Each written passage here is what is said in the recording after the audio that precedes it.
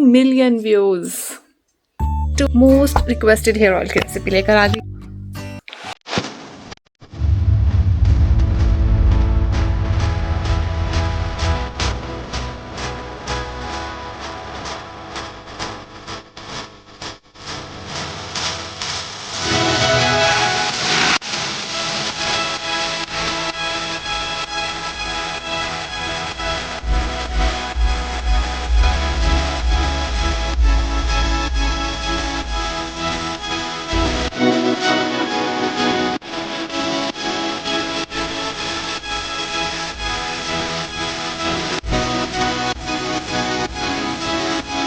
Million views hair oil की recipe दे दें और ये सारे सवाल। तो इस वीडियो में हम देखेंगे हेयर ऑयल की रेसिपी क्या है। सबसे ज़्यादा सवाल किए गए थे उस वाले वीडियो में हेयर ऑयल की रेसिपी की एक्यूरेट मेजरमेंट बता दें।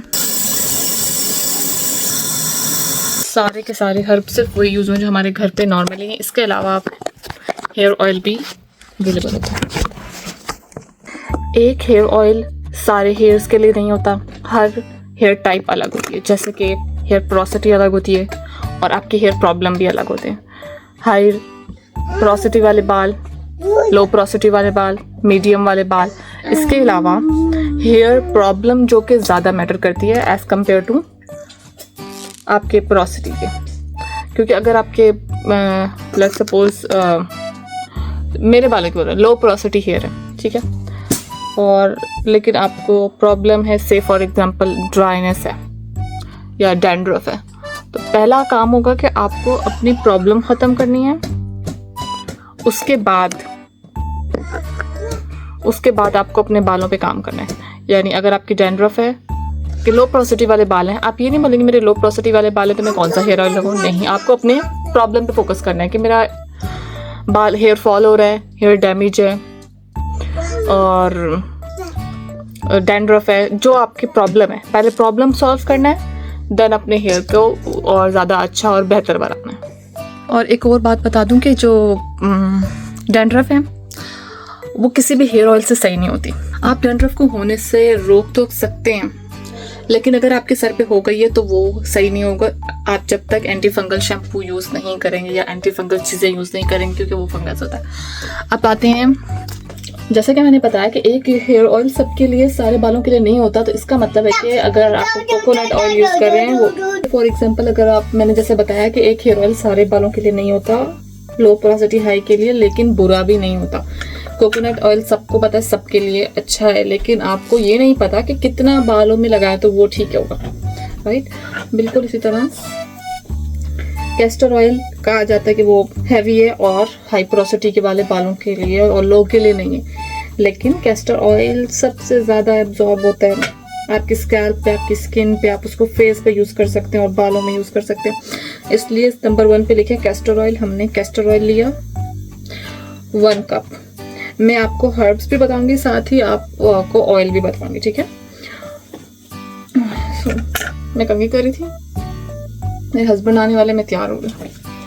अच्छा जी, कप आप कैस्टर ऑयल लेंगे और 1 ही कप कोकोनट ऑयल लेंगे और 1 कप जोजोबा ऑयल, ठीक है। ये हमारे हो गए ऑयल्स। कंघी करके आती हूँ।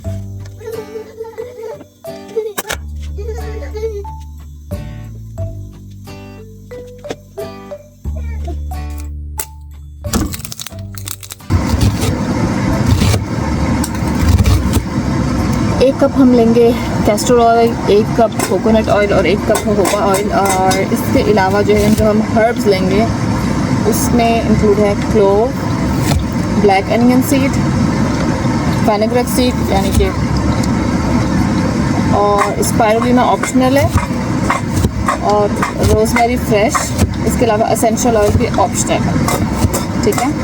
और अब क्लोव, लौंग और ब्लैक अनियन सीड या फिर नाइजीला सीड। नाइजीला सीड मतलब कि कलौंजी, ब्लैक सीड, नाइजीला सीड, सही। और ये हमने कितना लेना है? क्लोव हमने लेना है 1/4 कप।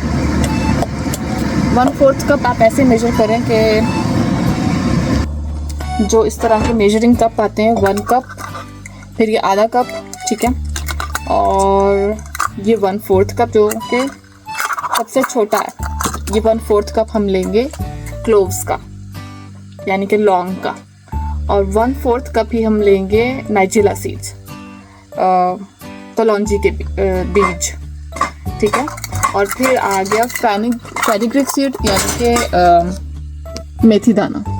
मेथी दाना हम कितना लेंगे, 1/3 कप लेंगे, 1/3 कप ऑफ मेथी दाना।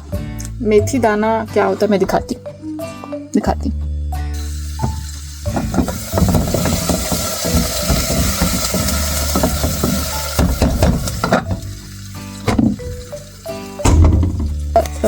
ये है मेथी दाना, खोल के दिखाती हूँ। ऐसे बीज होंगे येलो कलर के, ब्राउन भी हो सकते हैं, येलो भी। ओके, इसके बाद ये हमने ये कितना लेना है मेथी दाना, 1/3 कप। फिर है स्पायरुलिना। स्पायरुलिना वो इसलिए डाला था कि अगर आपके बाल सफ़ेद हो रहे हैं एक से पहले, जैसे कि मेरे यहाँ पे कुछ ग्रे हेयर्स आए हुए हैं, ठीक है। स्पायरुलिना एक पाउडर होता है, आयरन रिच पाउडर, जो कि ग्रीन कलर का मिलता है ऐसे, ठीक है। अब मुझे नहीं पता ये उसको पाकिस्तान में क्या कहते हैं या आपकी कंट्री में क्या कहते हैं। स्पायरुलिना हमने कितना, 1 टेबल स्पून। टेबल स्पून का मतलब है बड़े वाला चम्मच, टीस्पून, टेबल स्पून जो कि 15 ml का होता है। फिर हमारे पास आता है नेक्स्ट, फ्रेश रोज़मेरी ले सकते हैं, या आप ऐसे ड्राई रोज़मेरी भी ले सकते हैं, ठीक है। अब फिलहाल मेरे पास ड्राई है तो मैं वही दिखा रही हूँ। अच्छा, रोज़मेरी जो मैंने उस हेयर ऑयल रेसिपी में यूज़ की थी वो थे 3 स्टेम, मतलब 3 थे ना उसके, यहाँ पे तो आराम से मिल जाती है। उसके बाद हमारा लास्ट आता है वो है एसेंशियल ऑयल। आप उसको आपकी मर्ज़ी है डालें ना डालें, ठीक है। लेकिन मैंने उस हेयर ऑयल में डाला था, तो मैं अक्सर नहीं डालती, लेकिन कभी कभी डालती हूँ। जैसे अगर आपके डैंड्रफ है तो आप उसमें पेपरमिंट एसेंशियल ऑयल डाल सकते हैं, ठीक है। इसके अलावा टी ट्री ऑयल डाल सकते हैं। अपने प्रॉब्लम के अकॉर्डिंग आपको एसेंशियल ऑयल चूज़ करना है। जैसे कि अगर आपको डैंड्रफ का प्रॉब्लम है, अब मैंने आपको बोला डैंड्रफ आप वो नहीं कर सकते। अगर आपको हल्की सी भी डैंड्रफ है, आपके बाल नहीं बढ़ेंगे। क्यों नहीं बढ़ेंगे? क्योंकि डैंड्रफ जो है वो आपके बालों के ऊपर स्कैल्प पे आ जाती है और आपको बाल गिरने लग जाते हैं। जब बाल गिरते तो पतले हो जाते हैं, जब पतले हो जाते हैं तो नई ग्रोथ होना बहुत देर से होती है। तो उसके लिए या तो आप रोज़मेरी यूज़ करें जो कि बहुत लंबा अरसा लेगी न्यू ग्रोथ आए, या आप मिनॉक्सिडिल यूज़ कर सकते हैं अगर आपको जल्दी चाहिए, थोड़ा और जल्दी चाहिए तो आप उसके परसेंटेज ज़्यादा यूज़ कर लें। और इसके अलावा अगर आपको रोज़मेरी एसेंशियल ऑयल भी यूज़ कर सकते हैं, पेपरमिंट एसेंशियल ऑयल भी यूज़ कर सकते हैं। अगर आपको खुशबू चाहिए आप लेवेंडर एसेंशियल ऑयल भी यूज़ करते हैं। थाइम अलग अलग तरह के मार्केट में अवेलेबल है, यूकलिप्टस का, ठीक है। और यहाँ पे डिपेंड करता है कि आपने कौन सा यूज़ करना है। और या फिर आपको कोई हेयर ऑयल, आपको हेयर का प्रॉब्लम है तो आप वो यूज़ करें। अपने हेयर प्रॉब्लम के अकॉर्डिंग चूज़ करें तो वो ज़्यादा बेहतर है। ग्रोथ ऑयल है क्योंकि कैस्टर ऑयल है इसमें। और अगर आपके ग्रे बाल हैं, यानी कि सफ़ेद बाल हैं, ग्रे हेयर्स हैं, तो उसके अपीयरेंस को स्लो डाउन करेगा, लेकिन ये बहुत स्लो करेगा। लेकिन ऐसा नहीं है कि अचानक करे, अचानक जैसे कि डाई लगाते हैं हम वो करते हैं, अचानक इस तरह नहीं होगा।